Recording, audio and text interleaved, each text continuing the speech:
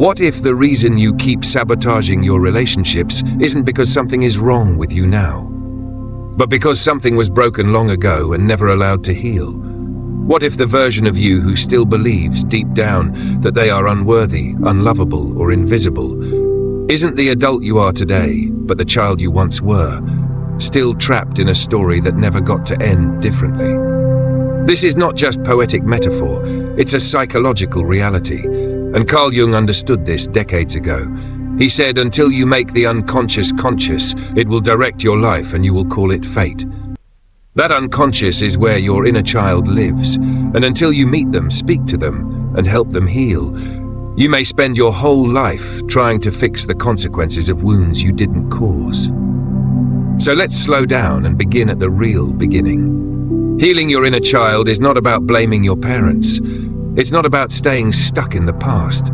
It's not about endlessly grieving what should have been. It's about finally seeing the wound you were forced to carry and giving it the attention, love, and validation it never received. Because without that healing, everything in your life, your relationships, your self-esteem, your sense of purpose, will be built on a shaky foundation, one that will eventually crack. The inner child isn't just a nice idea. It's the living emotional imprint of your earliest experiences. It's the version of you who absorbed not just what was said to you, but also what was never said.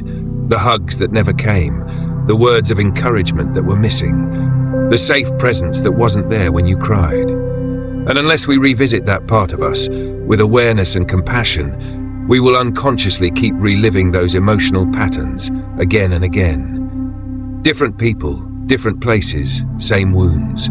But the good news is, the moment you start to recognize these patterns, you've already begun the healing. You're bringing unconscious pain into the light. You're reclaiming your power. So in this video, we will explore how this wounded child inside you keeps influencing your self-worth, your romantic life, and even your career. We'll talk about how these early wounds distort your view of yourself and the world, and we'll explore practical steps based on Carl Jung's ideas and modern psychology that you can take to reconnect with your inner child and finally start to feel safe, whole, and free again. Let's begin by understanding the core of this wound.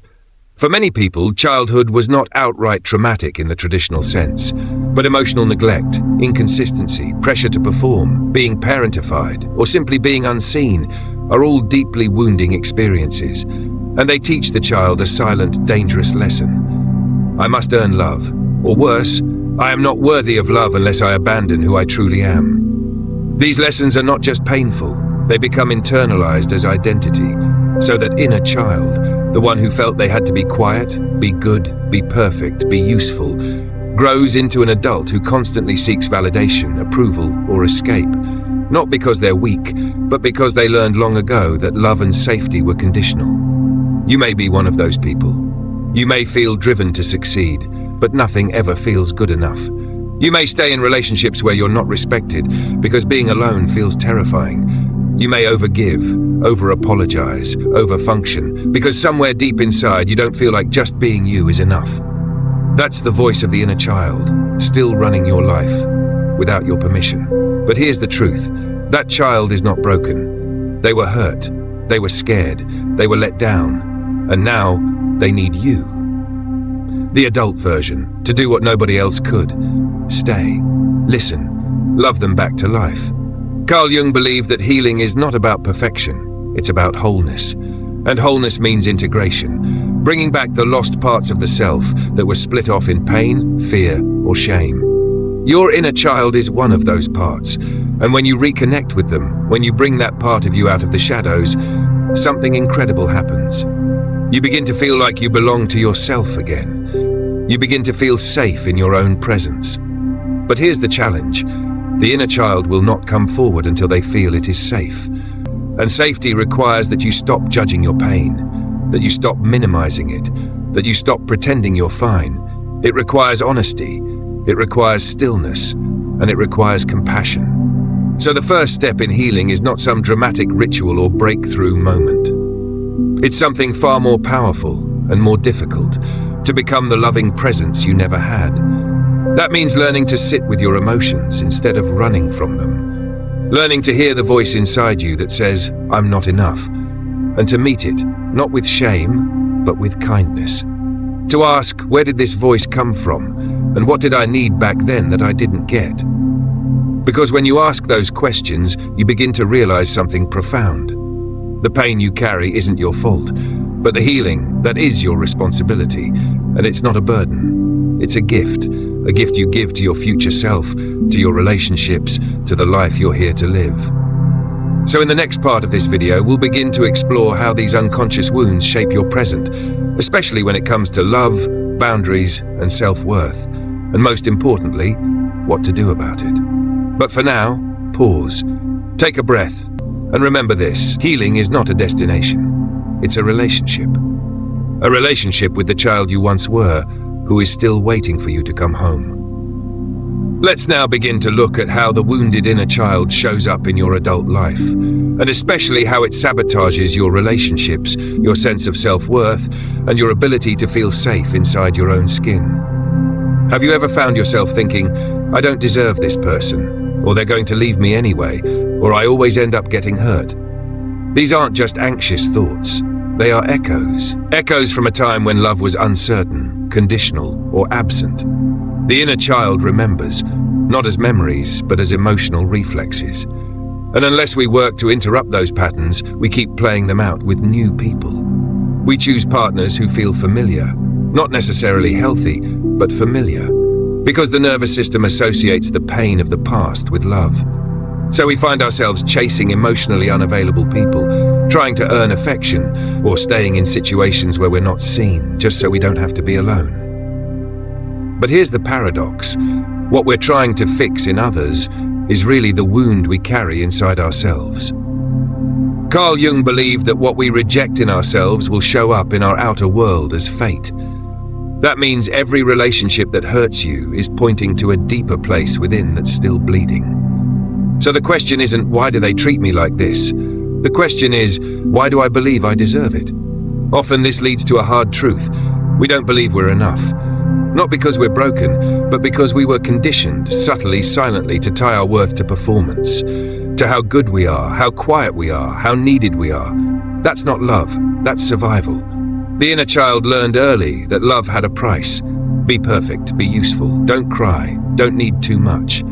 And now as adults, we keep paying that price over and over, hoping someone will finally say, "You are enough as you are." But the only person who can say that and make it stick is you. And this is where the real healing begins. Not by fixing the outer world, but by shifting the inner world. You don't heal the inner child by finding a new partner. You heal by becoming the parent that child never had. Ask yourself, when I feel anxious, do I shame myself or comfort myself? When I make a mistake, do I criticize or forgive? When I feel small, do I abandon myself or stay? These questions might seem simple, but they're everything. Because the inner child doesn't need you to be perfect. They need you to be present. When you feel unworthy, unloved, not enough, that's not the truth. That's a message you were taught. And the way to rewrite it isn't to yell over it with affirmations, but to gently go inward and ask, whose voice is that? Who made me feel that way? And does it still have to be true? Jung said, we cannot change anything until we accept it. Condemnation does not liberate, it oppresses.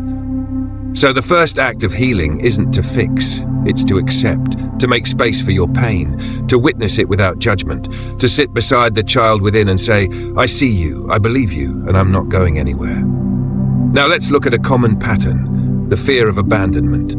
This fear is often so deep that we don't even recognize it, but it shows up everywhere, in people-pleasing, in jealousy, in staying silent to avoid conflict, in feeling crushed by any sign of disapproval. It's not about the present moment. It's the child inside saying, please don't leave me, I'll do anything. And so we betray ourselves, again and again, not because we're weak, but because we were never taught we had the right to be chosen by ourselves. But healing happens when you choose yourself, when you choose to speak, even if your voice shakes, when you choose to set a boundary, even if it feels terrifying, when you stop begging for love and start becoming love. This transformation is not overnight. It's a daily return, a daily act of courage, to pause when triggered, to breathe when anxious, to respond to pain not with self-hate but with self-holding. Imagine this. Every time you feel rejected, instead of asking, "What did I do wrong?" you ask, "What does the child in me need right now?" That's a revolutionary shift. You go from abandonment to reparenting, from self-blame to self-rescue. It may feel unnatural at first, but healing always does. Because what's natural to your nervous system is not what's healthy, it's what's familiar. So love, safety, self-worth, they might feel unfamiliar, but they are your birthright. You were not born feeling unworthy. You learned it, and now you can unlearn it. That's the real spiritual journey. Not escaping the world, not rising above your pain, but descending into it, holding it, alchemizing it. That's what Jung meant by individuation, becoming whole. Not perfect, whole. And part of that wholeness is reclaiming your right to be messy, to feel deeply, to not always have it together. The inner child doesn't want you to be invincible. They want you to be real. So when you notice your old wounds acting up, jealousy, fear, perfectionism, don't attack yourself. Ask, what am I trying to protect? Because underneath every trigger is a truth. I don't want to be hurt again. I don't want to be left. I just want to be loved. That's what the inner child wants to say, and you're the only one who can finally listen. So let me leave you with this. You are not behind in life. You are not too broken. You are not too late. You are exactly where your healing begins. In the next block, we'll dive into how you can build a new inner relationship with your wounded self, using practical, daily tools to reconnect, reparent, and restore your self-worth from the inside out. Let's now move into the practical dimension of healing, the daily work of reconnecting with your inner child and restoring the emotional safety that was missing. One of the most profound realizations on this path is that healing doesn't mean erasing the past.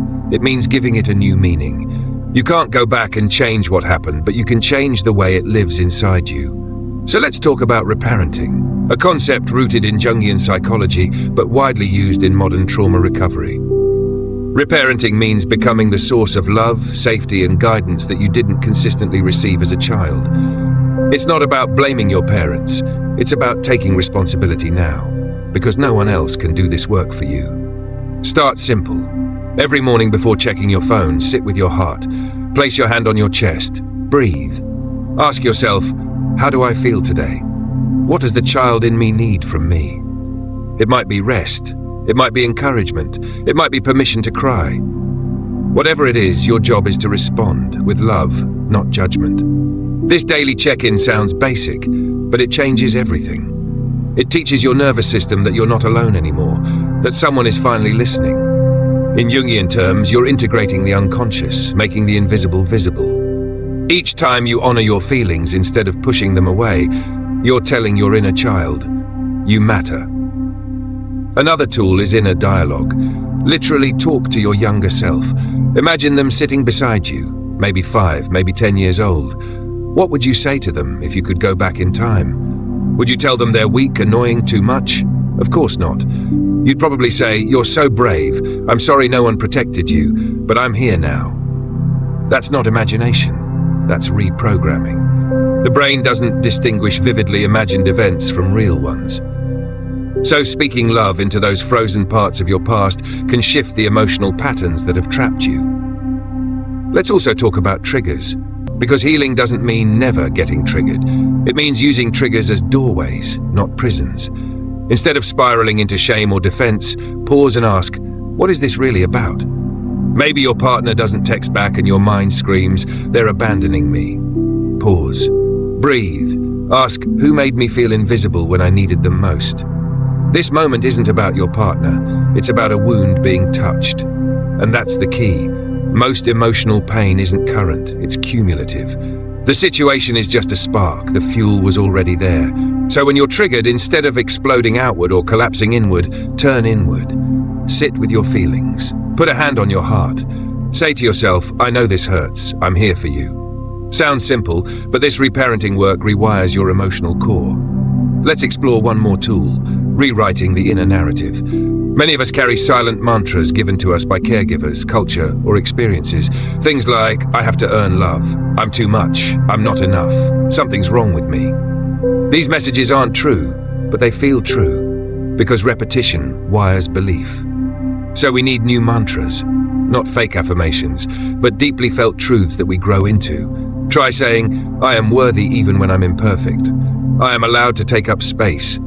I do not have to prove my value to anyone. I can love myself without permission. I am safe now. The first time you say them, you might feel resistance. That's normal. That's the old programming arguing back. Don't fight it. Just keep showing up. Healing is repetition with compassion. Now let's touch on a huge aspect of reparenting: boundaries. Many people with wounded inner children struggle with setting boundaries. Why? Because as children, boundaries were dangerous. Saying no meant risking love or safety. So we learned to say yes to everything, even when it hurt. But here's the truth. Boundaries are not walls. They're doors. They protect your energy, your time, your peace. And when you say no to what violates you, you're saying yes to your inner child's safety. Try this. The next time something feels wrong, a request, a situation, a conversation, pause. Ask your inner child, do you feel safe here? If the answer is no, then you honor that. You speak up, you walk away. You choose self-respect over self-abandonment. At first, it may feel unfamiliar, even selfish, but this discomfort is the price of liberation. You're not hurting others, you're healing yourself. And here's another piece. Your inner child doesn't just want protection, they want joy, they want to play, they want to express. So healing isn't only about crying or processing, it's about reclaiming wonder. What did you love as a child? Painting, dancing, climbing trees, reading books under a blanket? Go back to that. Joy is medicine. It reminds the inner child that life isn't just about survival, it's about connection, creativity, and lightness. So take your inner child on a walk. Let them choose the music. Buy yourself a small treat. Laugh loudly. Make a silly face in the mirror. Don't wait to be healed to enjoy life. Joy is part of the healing. Finally, remember this. You're not broken. You're not failing. Healing is not linear. There will be days when old wounds rise again. That's not regression, it's deepening. Every spiral downward is a chance to go inward, to find new layers, to meet yourself more fully.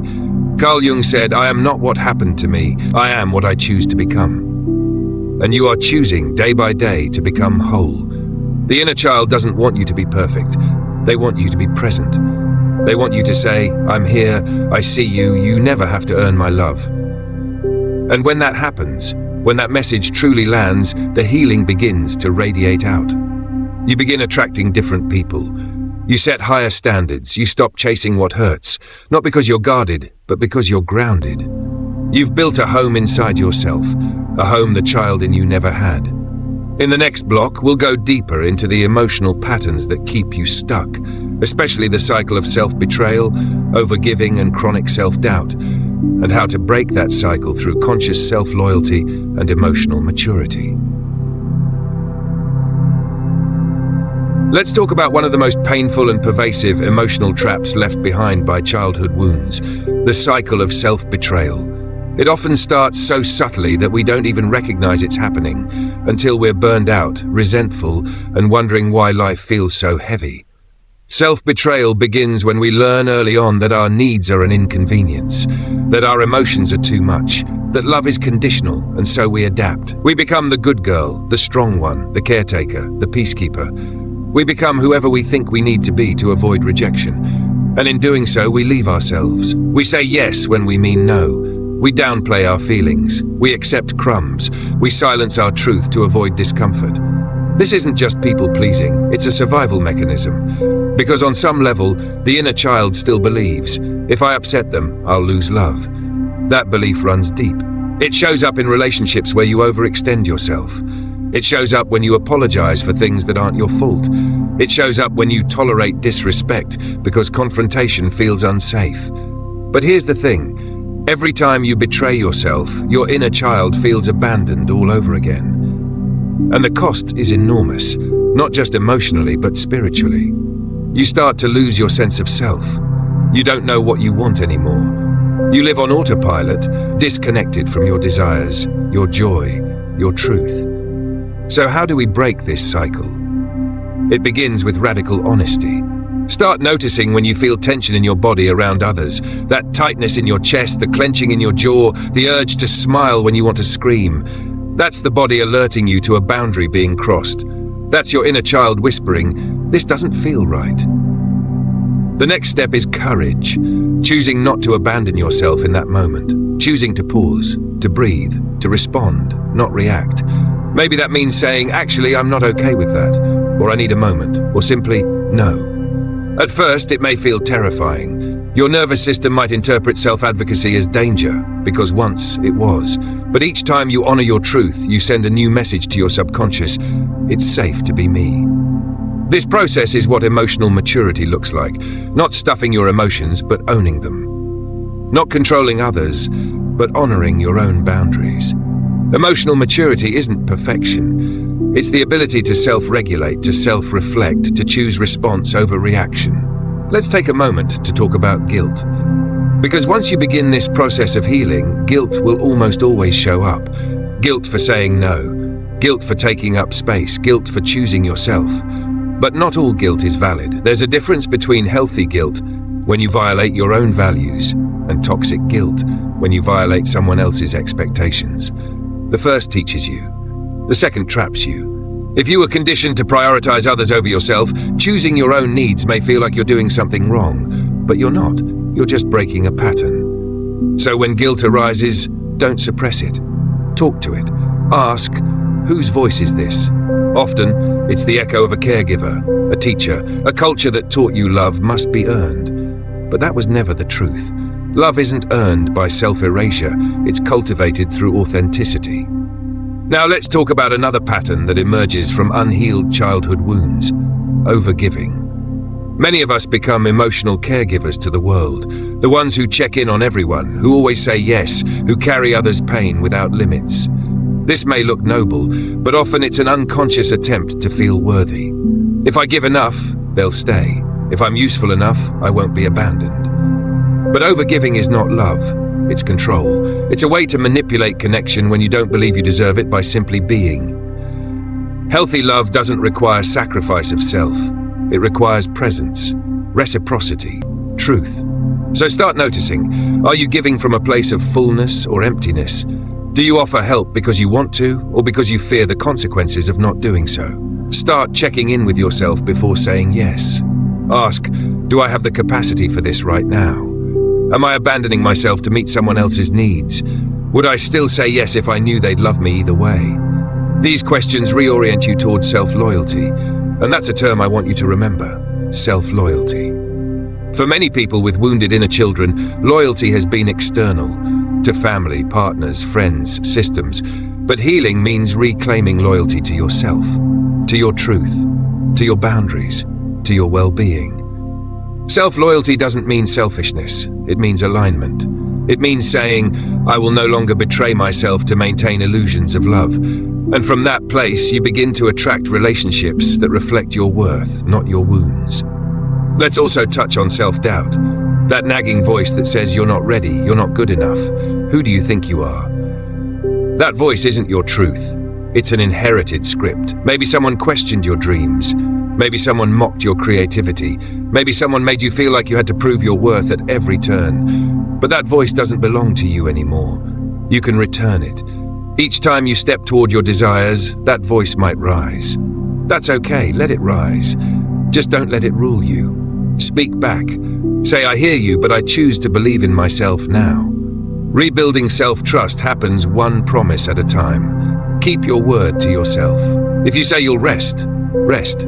If you say you'll stop replying to toxic messages, stop. If you say you'll write, create, move, speak, do it. Each time you follow through, your inner child feels safer. They begin to believe you won't abandon me anymore. And that's the foundation of real confidence. Not perfection, not approval from others, but integrity with yourself. Now, if this all feels overwhelming, remember, healing isn't a performance. You don't have to do it all at once. You don't need to become a master of boundaries overnight. It's okay to wobble. It's okay to fall back into old habits. The key is not whether you return, whether you come back to yourself. Again and again. Let the process be messy. Let it be human. Let it be yours. In the next and final block, we'll integrate everything. How healing your inner child transforms not just your relationships, but your sense of purpose, your creativity, your freedom, and your capacity to live a life that is truly your own.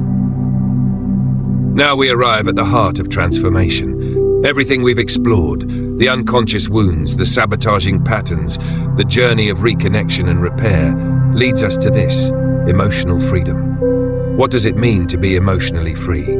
It means no longer living in reaction to old pain, no longer being defined by who hurt you or what you lacked. It means having access to your full self, your joy, your intuition, your power, without fear of rejection or loss. When your inner child begins to feel safe, something magical happens. You stop searching for love in places that can't give it to you. You stop chasing people who remind you of your wounds. You stop performing, proving, pleasing. Instead, you begin to create. You begin to live. Because healing isn't just about pain relief, it's about unlocking your potential. Let's be clear, your wounds are not your identity. They are not who you are. They are what happened to you. And once you understand this, you realize something even deeper.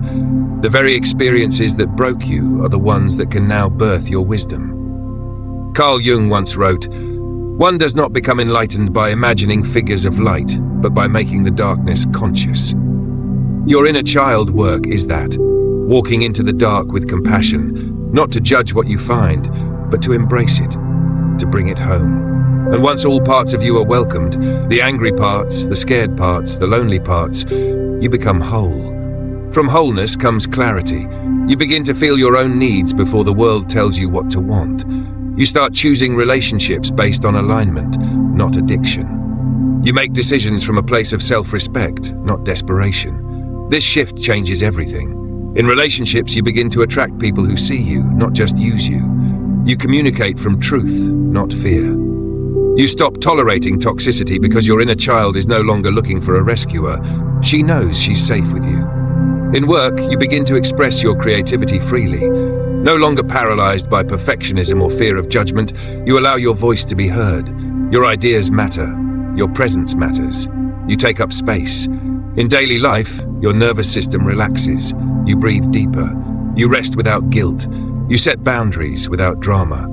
You feel joy, not as a reward, but as your natural state. This is what life looks like on the other side of the pain. Not perfect, not without challenge, but rooted, integrated, real. You begin to embody a truth you might have never felt before. I am enough. Not because you've achieved some milestone, not because someone else finally saw your worth, but because you've come home to yourself. You've stopped outsourcing your value. You've stopped negotiating your worth. This is radical. In a world that thrives on your insecurity, that profits off your self-doubt, self-love is an act of rebellion. And yet it's also your birthright. Let's speak to your future self now, the one you're becoming through every conscious act of healing. She is grounded. She trusts herself. She no longer explains her boundaries, she embodies them. She walks away from what dishonors her, not with anger but with clarity. She laughs more. She cries when she needs to. She no longer hides her sensitivity. She honors it as a gift. She doesn't hustle for love. She attracts it naturally because her energy is clean. She no longer carries people who refuse to meet her halfway. She holds herself. She doesn't wait for permission. She doesn't wait for the perfect moment. She shows up as she is, fully, freely, fiercely. She knows that healing is not a destination. It's a relationship with herself. And when she falls back into old patterns, because she's human, she doesn't shame herself. She returns with grace. She repairs. She resets. She remembers. That woman, she is not a fantasy. She is already within you. Every time you choose your truth over your conditioning, you step closer to her. Every time you say no with love. Every time you rest when your worth says work. Every time you grieve what you never got and love yourself anyway. That is who you're becoming. Let's end with a sacred commitment. A promise to the inner child you're healing and the future self you're becoming. I will not abandon myself, even when it's hard. I will speak to myself with kindness, even when I falter. I will choose relationships that reflect my worth, not my wounds. I will no longer perform for love. I will embody love. I will rest, create, express, and set boundaries without apology. I will honor the child I was and protect the woman I am becoming. You are not broken. You were never too much. You were never not enough.